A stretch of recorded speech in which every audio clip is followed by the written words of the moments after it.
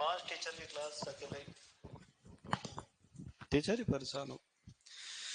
चलिए नमस्कार दोस्तों, मैं सुमन शर्मा एक बार फिर स्वागत करता हूं आपका रॉयल इंस्टीट्यूट के डिजिटल प्लेटफॉर्म में। तुमको क्या लग रहा, पहला लेक्चर है मेरा, आखिरी? चलो। अरे मेरे अंदर एनर्जी बहुत है, तुमको मालूम नहीं।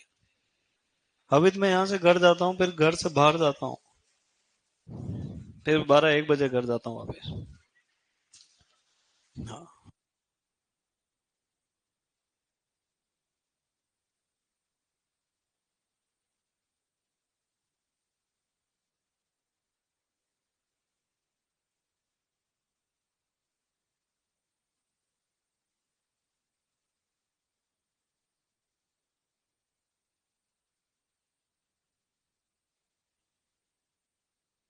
तुम RAS बन जाओ, फिर बात करेंगे। काय की तैयारी कर रहे हो? RAS की, राजस्थान एग्रीकल्चर। ठीक है, चले आगे। अच्छा, खुद। और ये क्या कुर्ता पजामे भाई, ये क्या पढ़ रहे हो? ये बाबू से पूछ रहे थे, जो हुआ होगा से आप कैसे मर गए। ये क्या पढ़ रहे हो भाई? ये कौन पढ़ा रहा है? तुम्हारी क्लास तो नहीं है ये? फिर? अच्छा, 12th की होगी।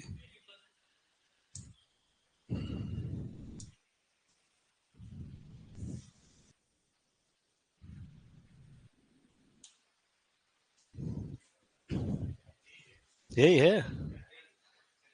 अरे मैं थोड़ा बहुत पढ़ा लिखा आदमी हूँ। अच्छा, हेड से डरते थोड़ी अपन तो, राजस्थान के लोग हैं। हेड तो पूरा देख लेते हैं अपन। कहाँ तक लिख लिया था बेटा? सेकंड ए चल रहा था। देख लो एक बार कॉपी में। नहीं नहीं, इसको कंप्लीट लिखना जरूरी, आधा अधूरा थोड़ी छोड़ते कोई काम। हे भगवान मालिक, इन बच्चों को सद्बुद्धि दो, इनका सिलेक्शन करा दो, सबको सुपरवाइजर बनवा दो। फिर ये मुझे काजू कतली खिलाएंगे। हालांकि बीच में से भग भग के तो जा रहे हैं।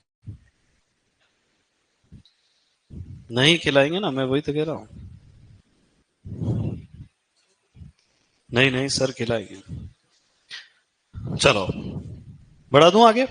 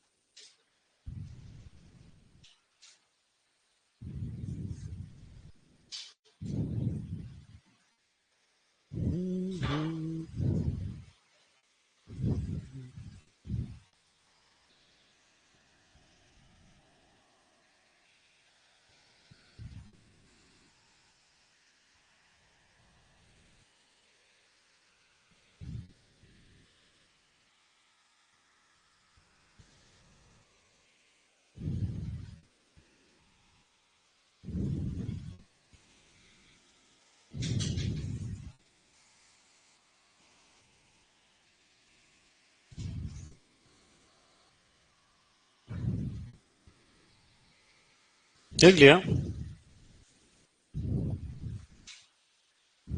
ऑनलाइन वालों, तुम भी जल्दी जल्दी लिखना है ना।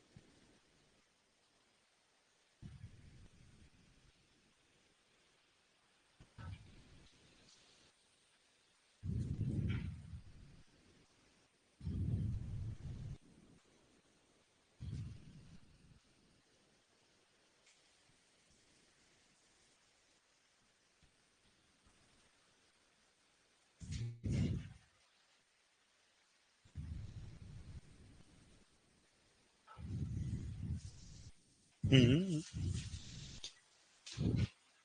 हे भगवान।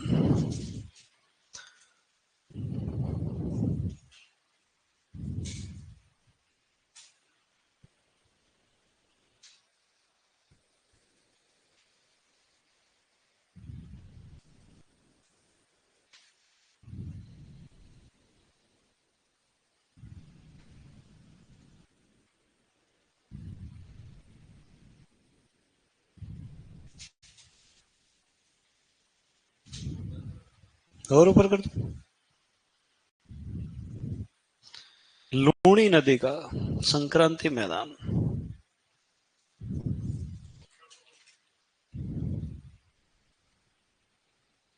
और ऊपर कर दूं।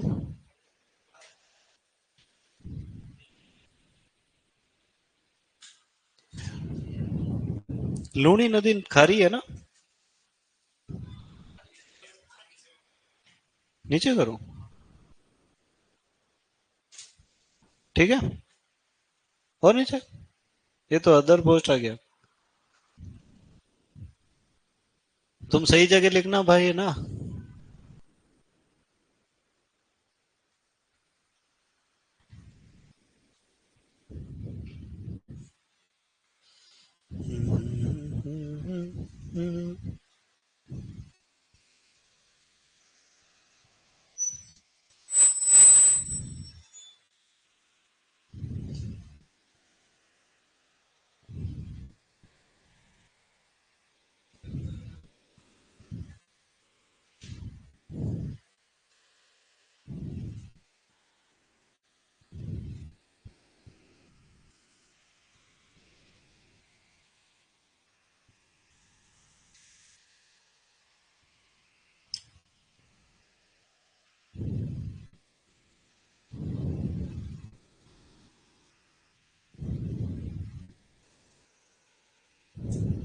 जल्दी लिखना रे तुम्हें, इसको लिखने में पूरा लेक्चर मत खा जाना यार भाई।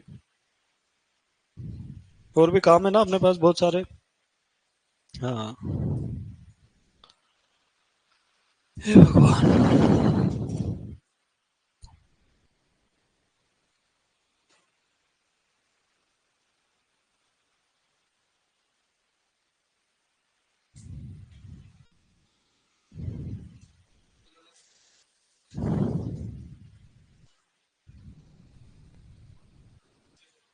अब नीचे करूं। तुम क्या चाहते हो पहले ये बता दो। मैं एक बार में बता दिया करो ना भाई। मुझे ऐसा लग रहा है जैसे मैं वो टेंट हाउस के पर्दे वाला हूँ कि भैया पर्दा ऊपर करना।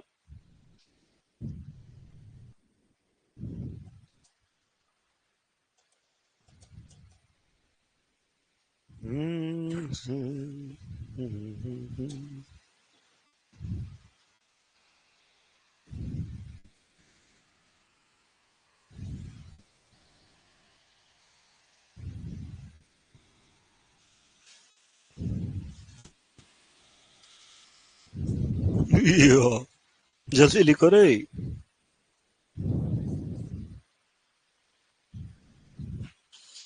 कोई नीचे देख रहा है, मैं उसको ऊपर कर देता हूँ तो उसका मिस हो जाता है ध्यान।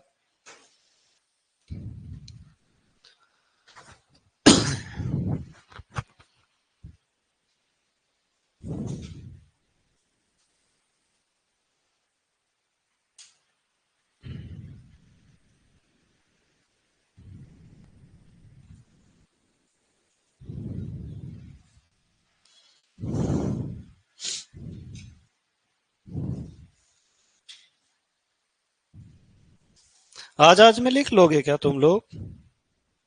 है भाई।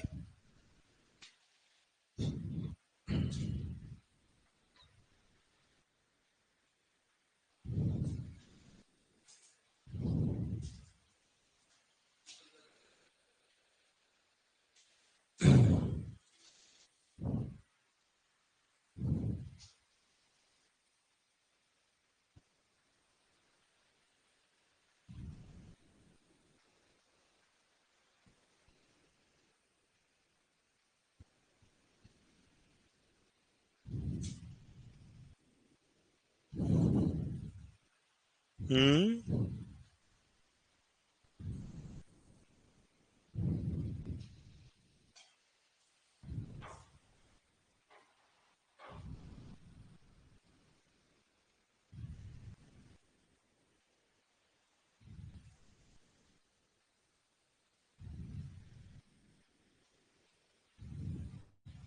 चले आगे।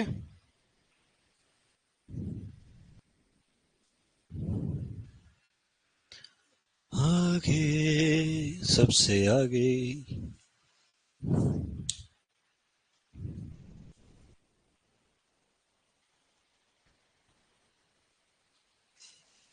हाँ।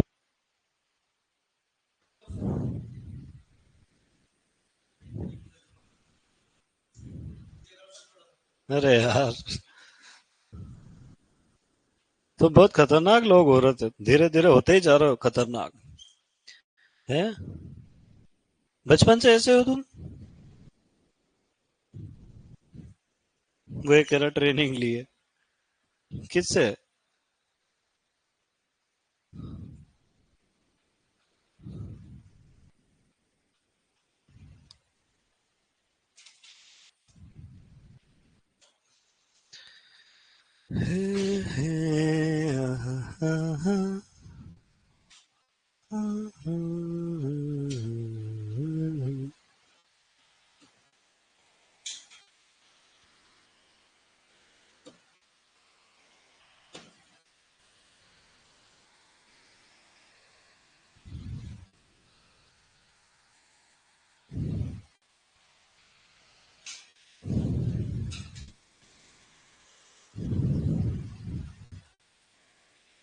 और ऊपर कर दूं?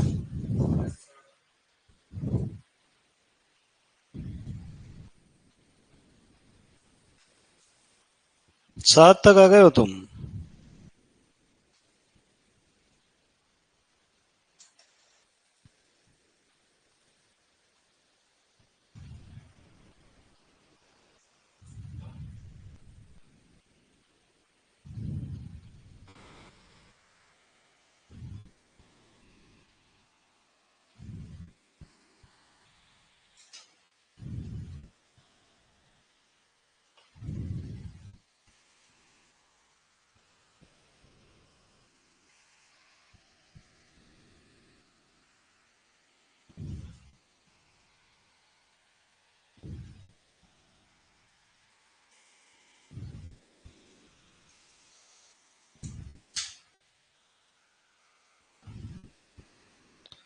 और आगे कर दूं?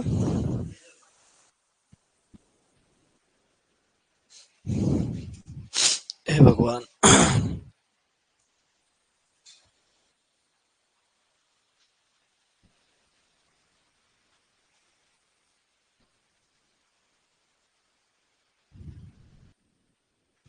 है। लिख लिया बेटा। थोड़ा और ऊंचा कर दूं? और ऑनलाइन वालों, लिख लेना बेटा, है ना, इनके भरोसे मत रहना, बहुत खतरनाक लोग हैं ये।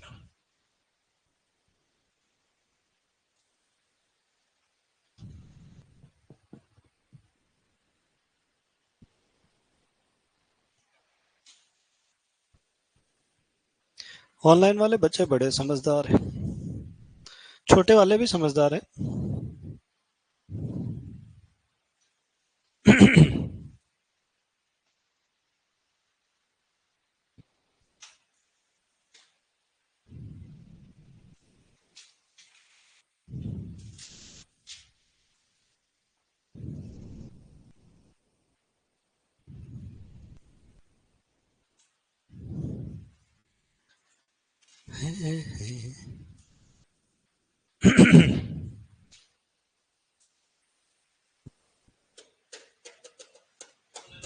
और आगे।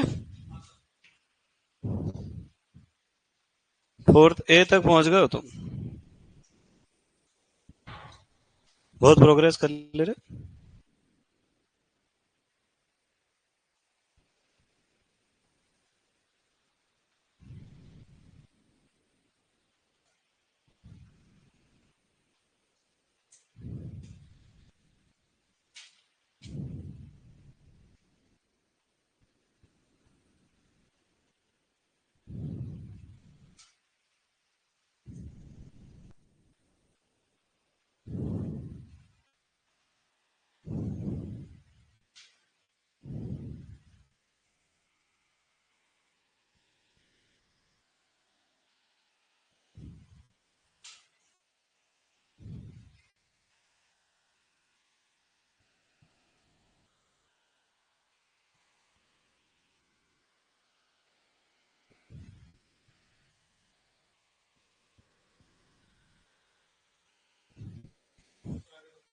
और आगे।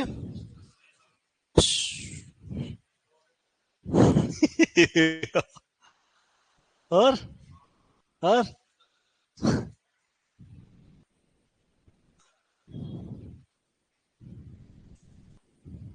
कुछ बच्चे सोच रहे सर आप हंसते क्यों हो। अरे मैं ऐसे ही हूँ रे। खुश आदमी हूँ मैं जिंदगी में। समझे। हे भगवान हे मालिक।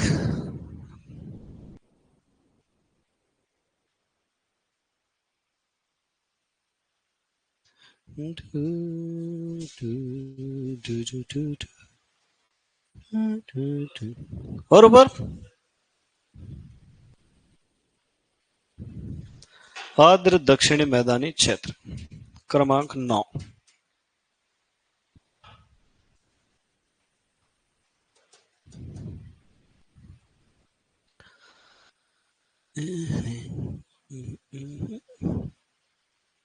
और ऊपर।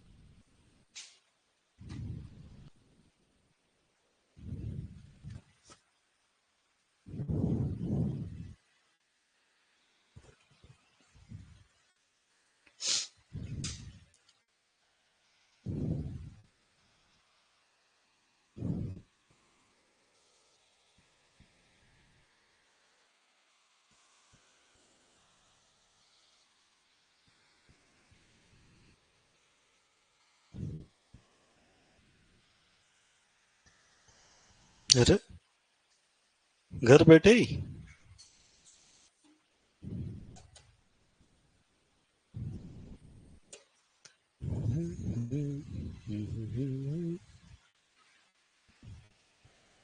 चले आगे।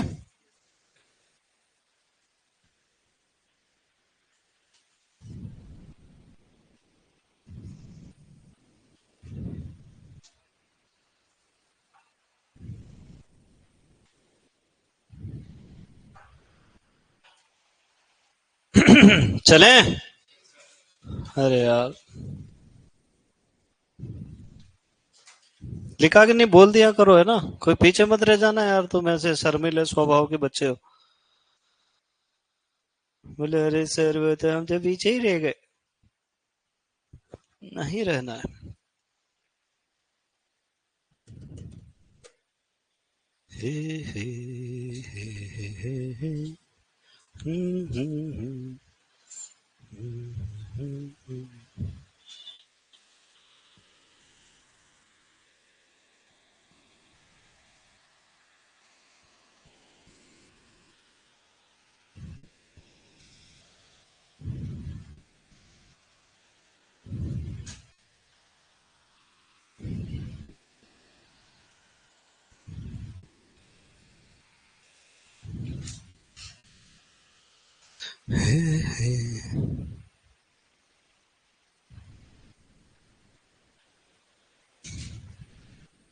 हो गया।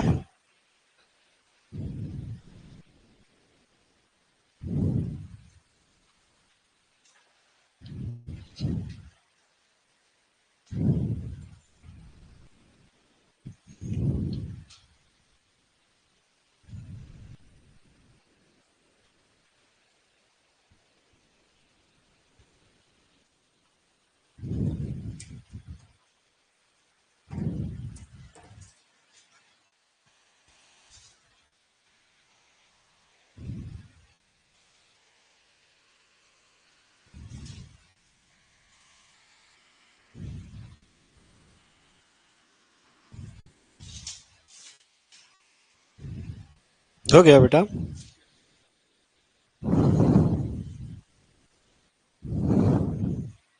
ये मत लिख लेना।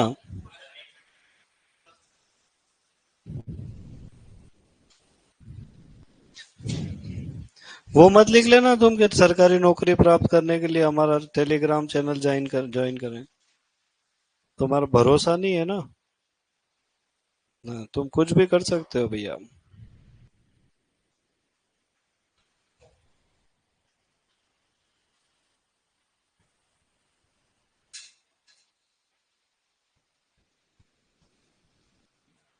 हैं? चले? चलो। बस खत्म।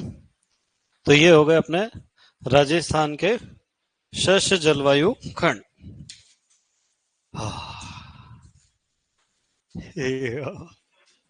हाँ। क्या चाहिए भैया? छूट गया? अरे यार, तू ऐसा क्यों करता है यार?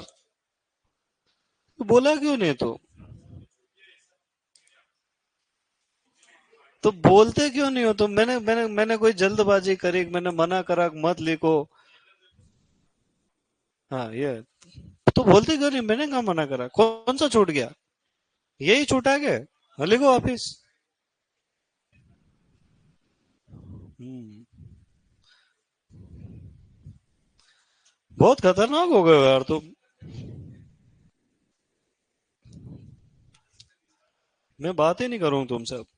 कौन हो तुम?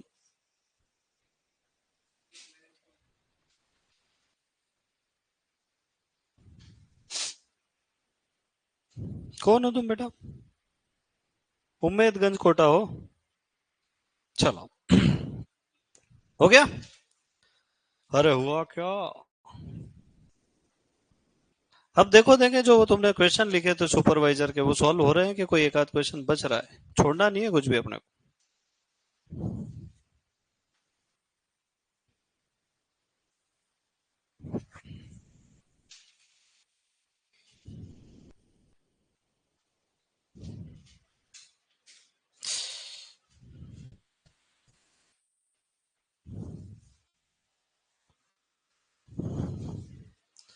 सर लिखा नहीं? लिख ले भाई।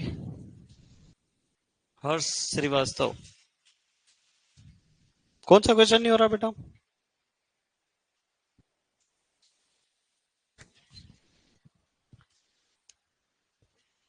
अभी तो लिखा तुमने। हो रहे हैं? कितने छूट रहे हैं?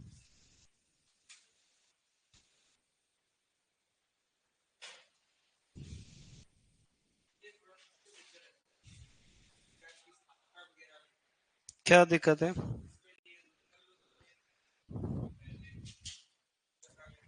कलकत्ता ही उतर दिया ना उसका उन्होंने, वही याद करना आपने। कहाँ लिखा बता?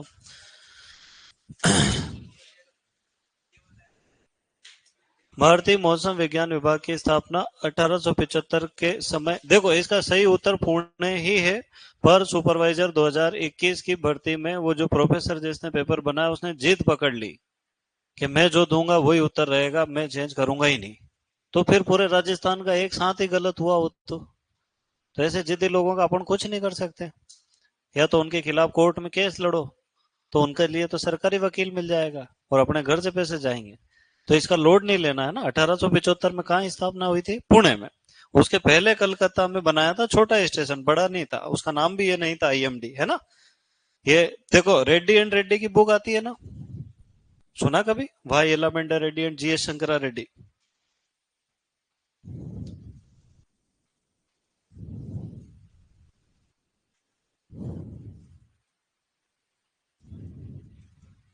हारा कुछ? क्या यार तुम भी बोलते ही नहीं हो।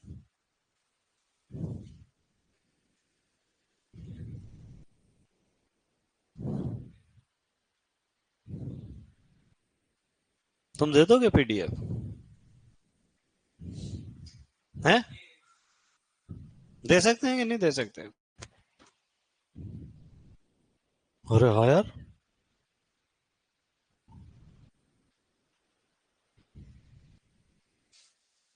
पूरी किताब दे दी इन्होंने तो। भाई सही बताओ, देखो। देखो,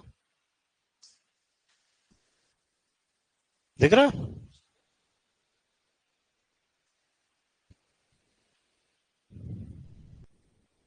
कौन सा साल था तुम्हारा? 1875? यहाँ तो लिखा नहीं यार। 1871, 78, 80, 90, 1900 पे पहुंच गया। इधर लिखा कुछ 1775। मिलेगा मिलेगा। हम्म,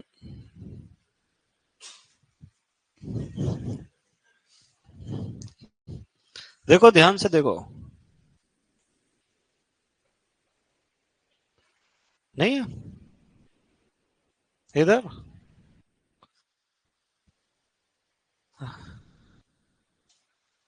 आएगा आएगा। अब इसमें अपन सर्च भी नहीं कर सकते ना।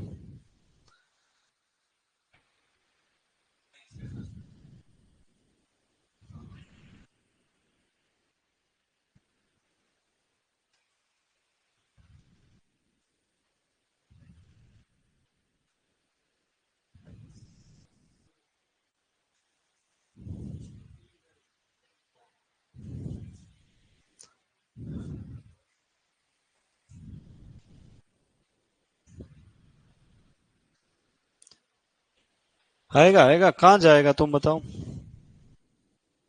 पूरी किताब ही तो दे दी बेचारों ने। तुम दे सकते हो पूरी किताब। ये वापस वही आ गया।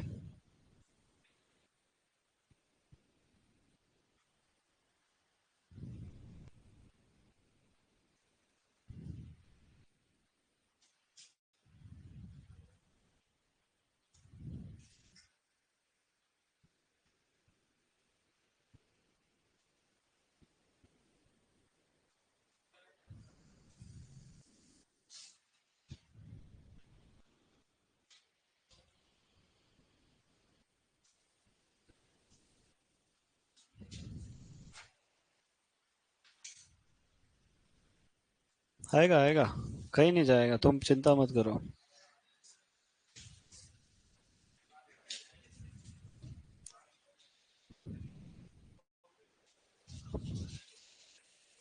देखो यहाँ क्या दिखाई दे रहा है।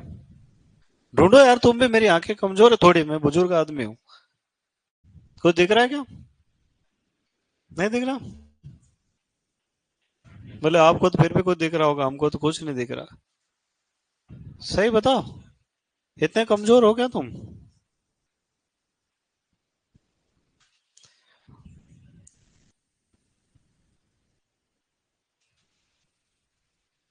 अभी भी नहीं दिख रहा? वैसे ही 1875 लिखा हुआ है। ठीक है। अरे ढूंढना पड़ेगा यार, एक चार्ट आएगा उसके अंदर लिखा हुआ है थोड़ा सा ही।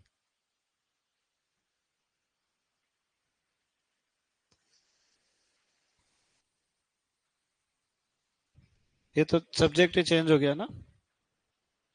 या तो मौसम जलवायु में लिखा हो, क्या मालूम। चलो, फिर किसी और दिन में किताब लाके दिखा दूंगा तुमको। ठीक है। तो उसमें ऐसा ही लिखा है, ये तो सब इतिहास है, और इतिहास ही बहुत लंबा है। ठीक है।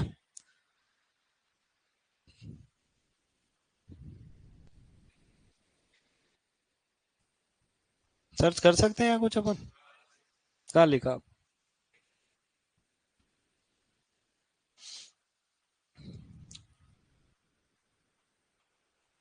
कहाँ रहा है?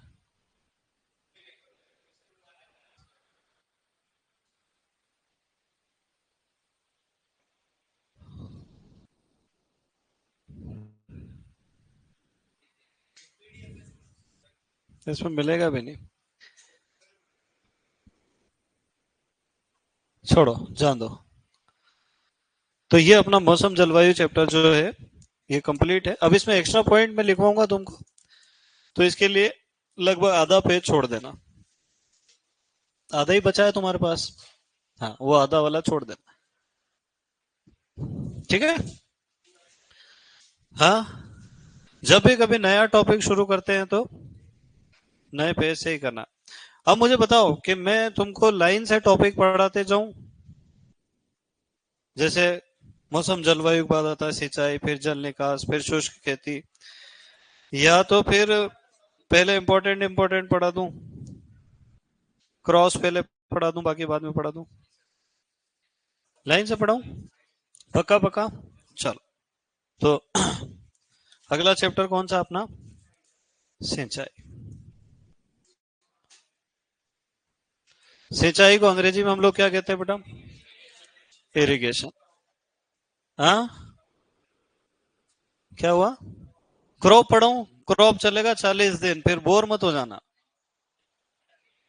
हाँ, लाइन से चलना। तो अभी सिंचाई, फिर जल निकास, फिर सोच, उस किताब के हिसाब से, है ना? हाँ, मेरी इच्छा से ही पढ़ा रहा हूँ।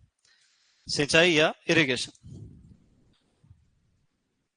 देखो, इंसान को जब प्यास लगती है, इसका मतलब उसके शरीर में पानी की 1% कमी हो गई। हमारे शरीर में कितने प्रतिशत कमी होने पर प्यास लगती है? और अगर पानी की 10% कमी हो जाए तो आदमी की मृत्यु हो जाती है। कितने परसेंट पे आदमी निपट जाता है? मतलब अगर 90% पानी भी है तो भी टें बोल जाता है, खून गाढ़ा हो जाता है और वो कहीं न कहीं जाके फंस जाता है नसों में, ब्रेन हेमरेज हो जाता है और आदमी, हाँ, टें बोल ही जाता है। टें बोलना समझते हो तुम लोग? हाँ। कौन है भाई? चलो, तो वैसे ही पौधों के शरीर में जब पानी की कमी होती है तो उनको या तो भगवान पानी दे बारिश करवा के, या तो फिर किसानों को देना पड़ता है। तो हर बार भगवान नहीं देता है ना? तो जब कृत्रिम रूप से पौधों को पानी दिया जाता है,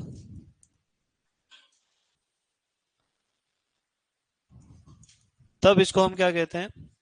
सिंचाई कहते हैं। है ना? जैसे कोई आपसे पूछे पौधों के जीवन काल में जितने पानी की आवश्यकता होती है उसको हम क्या कहते हैं? जल मांग। अब उस जल मांग में से कुछ हिस्सा तो वर्षा के द्वारा प्रदान कर दिया जाता है, और कुछ मृदा के पास पहले से ही जल उपस्थित होता है। कुछ हिस्सा तो किसके पास रहता है? मृदा के पास। और बचा हुआ हिस्सा कौन पूरा कर देता है? बारिश। इसके अलावा भी अगर पानी की जरूरत पड़ रही है, अगर इसके अलावा भी पानी की जरूरत पड़ रही है, तो अपन क्या करेंगे? फिर सिंचाई कर देंगे। क्या कर देंगे बेटा? सिंचाई। अच्छा, तुम चाहते हो मैं चुटकुले भी सुनाऊं क्या साथ में? नहीं, कई बच्चे चाहते हैं कि चुटकुले सुनाते रहो, भले पढ़ाओ कैसा भी, हम खुश रहे, मतलब ही दांत दिखाते रहे, आप पढ़ाते। जब मैं पूरा पढ़ाता हूँ तो उनको ऐसा लगता है कि आधे नींद आ रही है। ऐसा तो नहीं लगता? Very good. तो किसी भी फसल की जल मांग में क्या क्या चीजें सम्मिलित रहती है? वर्षा, मृदा जल प्लस सिंचाई। इसका मतलब सिंचाई में वर्षा के जल को सम्मिलित नहीं किया जाता। तो यहां से एक सूत्र बनता है, सिंचाई की आवश्यकता।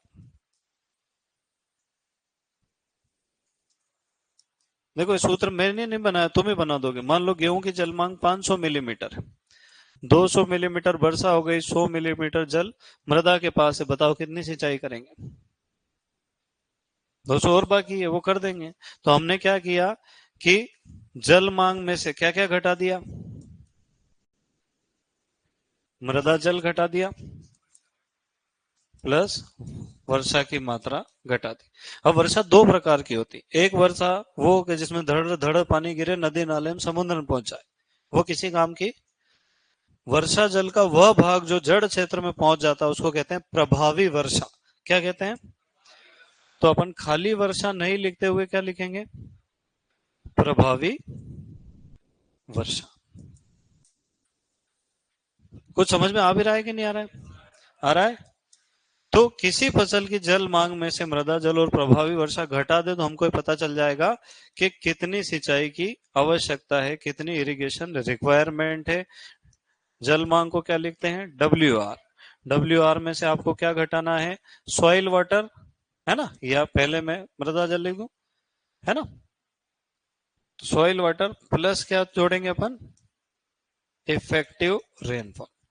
ऐसा एक सूत्र आगे जब ये चैप्टर पढ़ोगे तुम तो तुमको दिखाई देगा, पर इसका लेना देना यहाँ शुरुआत में ही है कि जो पानी भगवान दे रहे हैं, मृदा दे रही है, उसको कभी भी सिंचाई में सम्मिलित नहीं किया जाता। अब प्रश्न आता है कि सिंचाई की क्या आवश्यकता है? तो तुम हरे राम काका को जानते हो कि नहीं जानते हो? हाँ, हरे राम काका को नहीं जानते हो? अरे बहुत बढ़िया आदमी है, देखो मैं बताता हूँ। एक अपना स्टूडेंट है, उसके अंकल है, उनका नाम क्या है? हरे राम काका। ये प्राचीन काल के आदमी है ना? पर इनकी खासियत ये है कि बहुत खुश रंग आदमी है और अंगूठा टेक होने के बाद भी ये चाहते हैं कि आधुनिक खेती करें। क्या करें? आधुनिक खेती। तो इन्होंने इनके भतीजे घनश्याम को रॉयल में पढ़ा दिया और अब वो IRI से BSc AG की डिग्री कर रहा है। कौन कर रहा है?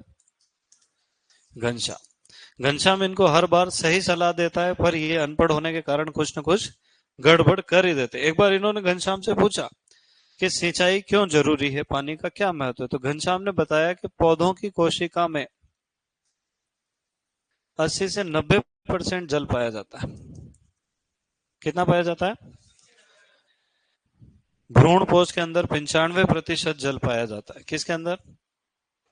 है ना, या भ्रूण के अंदर। अब इसने ऐसा कहा कि जो छोटे पौधे होते हैं उनमें जल का प्रतिशत अधिक होता है, जैसे जैसे पौधे की उम्र बढ़ती जाती है जल का प्रतिशत कम होता है। ऐसा पशुपालन में भी पढ़ा तुमने, तो ऐसा इंसानों में, जानवरों में, सब में होता है। जब छोटा रहता है तो प्रतिशत मात्रा ज्यादा होती, जब बड़ा होता है तो प्रतिशत कम होने लगता है। याद रहेगा। काष्ठीय पौधों में प्रतिशत कम होता है और शाकीय पौधों में जल का प्रतिशत ज्यादा होता है। शाकीय पौधे मतलब हरे वाले, काष्ठीय मतलब लकड़ी वाले, है ना। तो प्रतिशत कम होता है। दूसरी बात कि बिना पानी के कोशिका विभाजन संभव, तो जल कोशिका विभाजन में सहायता करता है। और बिना कोशिका विभाजन के वृद्धि हो सकती है क्या? नहीं। इसका मतलब पौधों की वृद्धि के लिए पानी बहुत ज्यादा आवश्यक है। अब पौधे भोजन बनाते हैं, उस प्रक्रिया को हम क्या कहते हैं? प्रकाश संश्लेषण। क्या कहते हैं? बिना पानी के प्रकाश संश्लेषण हो सकता है क्या? प्रकाश संश्लेषण में पौधा पानी लेता है और CO2 लेता है और बनाता क्या है? ग्लूकोज। तो बिना पानी के प्रकाश संश्लेषण नहीं हो सकता। तो हम कह सकते हैं प्रकाश संश्लेषण में पानी सहायता करता है। पौधों के अंकुरण में जल सहायता करता है क्या? बिना पानी के अंकुरण संभव ही नहीं है। अच्छा, ज्यादा गर्मी पड़े और ज्यादा ठंड पड़े तो अपन सिंचाई कर देते हैं, इसको हमने कहा तापमान के नियंत्रण में सहायता करता है। कौन सहायता करता है?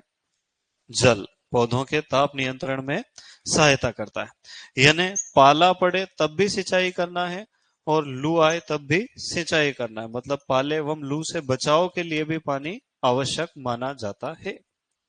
अच्छा, मुझे बताओ कि अगर खेत में बहुत ज्यादा लवण इकट्ठे हो गए हैं तो उनका निक्षालन करने के लिए क्या सिंचाई करेंगे हम लोग? तो मृदा से लवणों का निक्षालन करने के लिए भी सिंचाई की आवश्यकता होती है। इसके अलावा अगर हम देखें तो सभी फसलों को लगभग 400 से 500 लीटर पानी की आवश्यकता होती है प्रति किलोग्राम शुष्क पदार्थ पैदा करने के। अगर हम गेहूं की बात करें तो लगभग 1000 लीटर पानी लगता है। कितना लगता है? प्रति किलोग्राम गेहूं पैदा करने के लिए। मतलब 1 किलो गेहूं पैदा करने में कितना पानी चाहिए? सबसे ज्यादा रिकॉर्ड तोड़ देती है धान। धान को कितना चाहिए?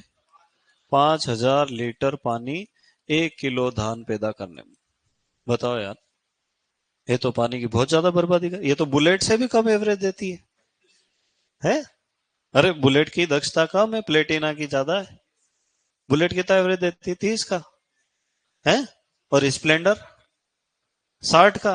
और प्लेटिना 80-90। और पहले वो आती थी बजाज चैंपियन 100-110 का एवरेज देती थी। सिटी 100 का ही एवरेज देती थी, है ना। तो वैसे ये फसलें भी अलग अलग एवरेज देती है। कोई पानी ज्यादा बर्बाद करता है, कोई पानी कम बर्बाद करता है। तो जब हरेराम काका को पता लगा कि सिंचाई के इतने फायदे हैं, उन्होंने खेत के चारों तरफ बाउंड्री बना के टाइल्स लगा दी और खेत में पानी भर दिया, खेत को स्विमिंग पूल बना दिया कि जब इतना ही जरूरी है तो पियो। अरे समझ रहे हो कि नहीं? तो बहुत खतरनाक आदमी है हरेराम काका, ध्यान रखना। उनकी इच्छाएं तो अच्छी है, इंटेंशन तो अच्छे हैं, पर उनके काम सब उल्टे सीधे। तो सबसे पहले अपन लिखेंगे हेडिंग सिंचाई। अब इसमें आपके सुपरवाइजर की परीक्षा में 1 से 2 प्रश्न आ सकते हैं। कितने आ सकते हैं? इस चैप्टर के अंदर अपन पढ़ेंगे सिंचाई की परिभाषा क्या है, सिंचाई का महत्व क्या है, सिंचाई के स्रोत कौन से हैं, सिंचाई की विधियां कौन सी है, सिंचाई कौन से समय पर करना चाहिए, पौधों की जल मांग कितनी है, कब कब सिंचाई करना है, मृदा जल के प्रकार क्या है, मृदा में जल की गति क्या है, विभिन्न प्रकार की दक्षताएं कौन कौन सी है, और अन्य महत्वपूर्ण बिंदु जैसे क्षेत्र क्षमता, अधिकतम क्षेत्र क्षमता, मुरझान बिंदु, अल्टीमेट म्लानी बिंदु, ओवन शुष्क मृदा, ये सब परिभाषा है ना। ड्यूटी, डेल्टा, पल्को, base, core, V notch, gypsum block, tensiometer, ये सारी चीजें अपन इसमें पढ़ेंगे। चलो लिखो। क्या लिखोगे? सिंचाई।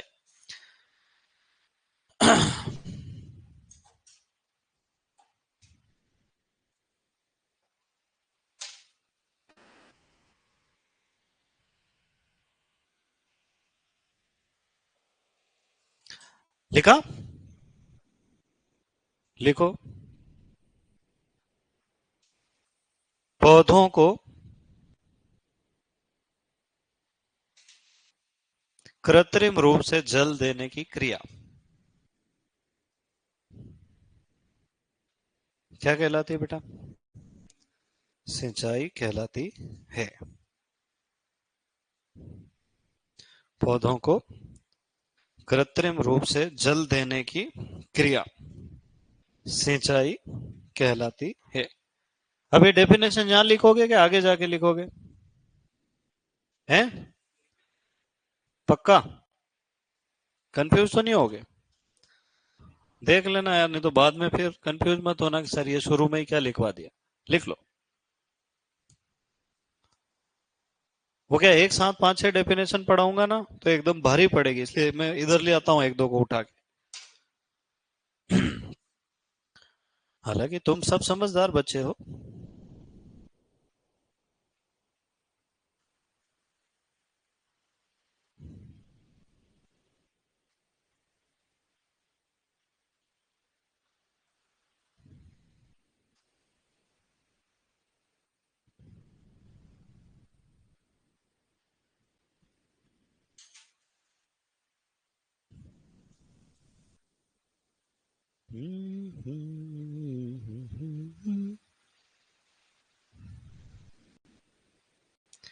लिख लिया?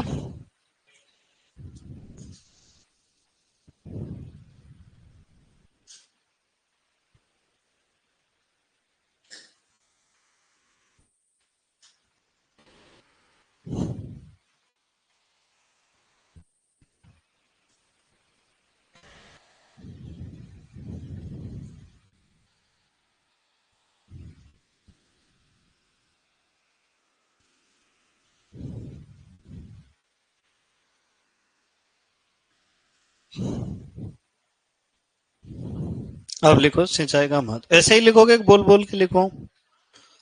ऐसे लिख लो ताकि याद करने में भी याद रहे।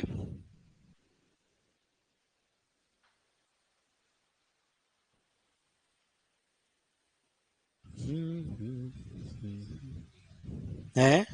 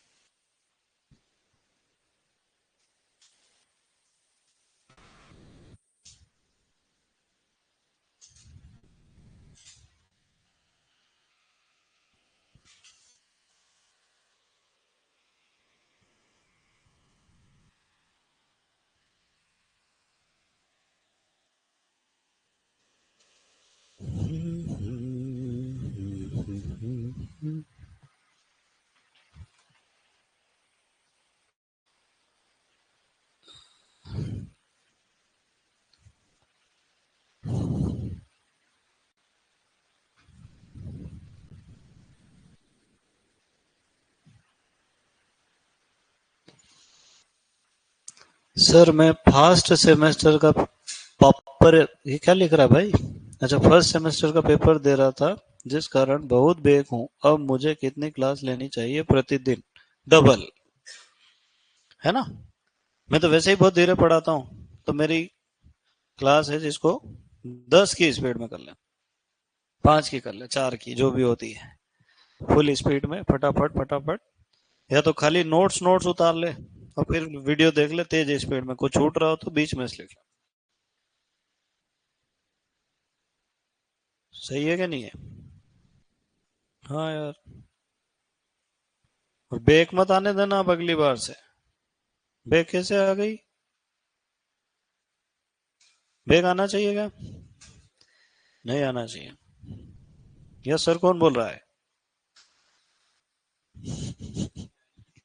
जिसके आई है वही बोल सकता है। नहीं रे।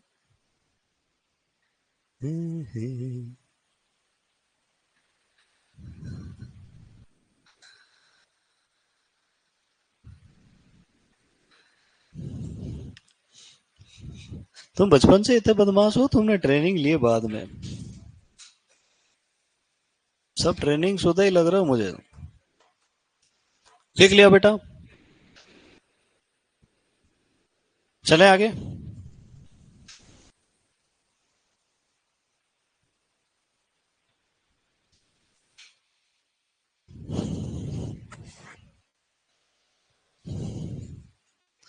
आगे तो खत्म हो गया, अब ये तो, ये मत बनाना। चलो टाइम भी खत्म हो गया अपना। क्या आगे पढ़ा दूं? और कौन आने वाला है अब? रविंद्र सर टाइम से आते हैं कि लेट आते हैं थोड़ा बहुत? हैं? टाइम कितना है उनका? ये वो बच्चे बोल रहे हैं जिनको नहीं पढ़ना है, टाइम से आते हैं। अब मेरे साथ बैठ के चाय पियेंगे फिर आएंगे। चलो, अब जहां से अपन सिंचाई करते हैं उस जगह को कहते हैं सिंचाई के स्रोत। क्या कहते हैं बेटा? सिंचाई के स्रोत। अब देखो, अगर जमीन के ऊपर ही पानी उपस्थित है तो इसको हम कहेंगे सतही स्रोत। क्या कहेंगे? अगर जमीन खोद के पानी निकालना पड़े तो भूमिगत स्रोत या अधोसतही स्रोत।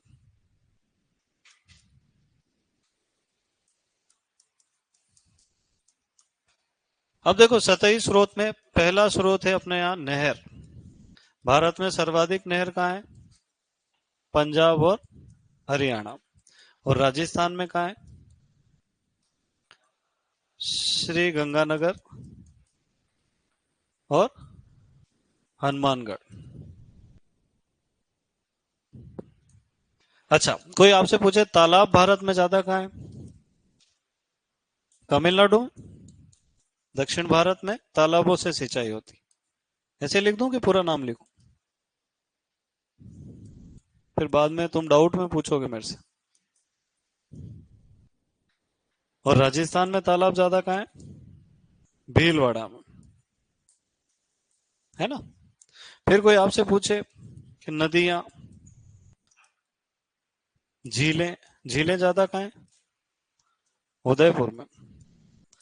और झरने, झरने ज्यादा कहाँ है? बांसवाड़ा में। है ना? ये सब सतही सिंचाई के स्रोत है। भूमिगत स्रोत में क्या आता है? कुएं, नलकूप। नलकूप किसको कहते हैं हम? है ना, ट्यूबवेल जिसको कहते हैं, बोरिंग। एक हैंडपंप आता है। हेडपंप नहीं कहते हैं ना, क्या कहते हैं? हैंडपंप। और एक होते हैं पाताल तोड़ कुएं। सर ये क्या होता है पहले ये बताओ? है ना, इनको कहते हैं उत्सुत कूप। ये यूपी के तराई क्षेत्रों में पाए जाते हैं।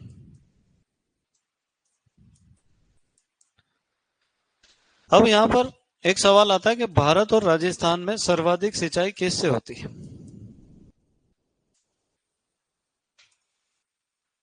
बताओ। पहले होती थी नहरों से, अब किससे होती है?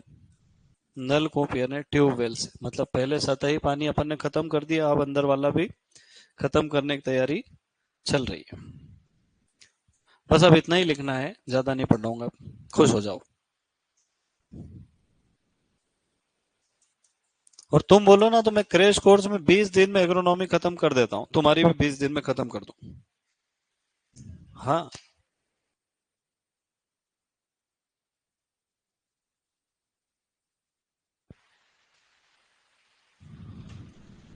सर ऑनलाइन सुपरवाइजर क्लास में बैक हूँ, फर्स्ट सेमेस्टर में ही हूँ। इसमें तो फर्स्ट सेमेस्टर ही लिख रखा है कि मैं फर्स्ट सेमेस्टर पेपर दे रहा था जिस कारण बहुत बैक हूँ। बैक नहीं लिखते उसको, बैक का मतलब सब्जेक्ट रुक जाना होता है। यूं लिख के मेरे लेक्चर छूट गए, डबल डबल क्लास।